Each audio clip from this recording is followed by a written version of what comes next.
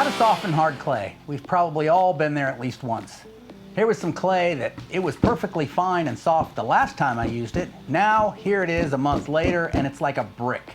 Don't throw it out. It's still good clay. You just have to re-soften it. The only thing it's done is lost moisture. So here's your options. If it's relatively soft, sometimes I'll just poke holes in it with my finger, pour water in those holes, maybe a little bit around it, and then wrap it back up in the plastic bag or the tub or whatever it was in before.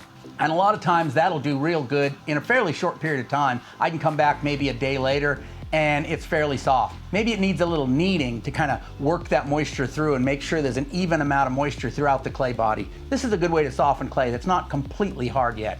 If it's really hard, if it's like a rock or a brick, your best bet might be to break it into smaller lumps. Let it sit out and dry out completely.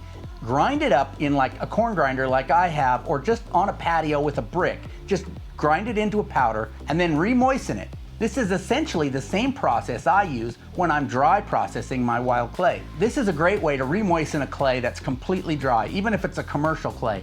Just dry it out, grind it up, re-moisten it, boom, you're ready to go. With this particular lump of clay, I was given this last year by Tony Soares when I was visiting him in California, and I've used some of it, and the rest of it I've let sit around so long that it's pretty hard. I'm gonna try drilling those holes into this with a drill and pouring water in and see if that works. If it doesn't work, I can always dry it out and go that method.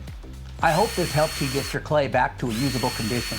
Another question I get a lot is, how do you make slip? I've got a video about that I'll put right over here, so hopefully that'll help you with a different question about clay. Thanks for watching. I'll catch you next time.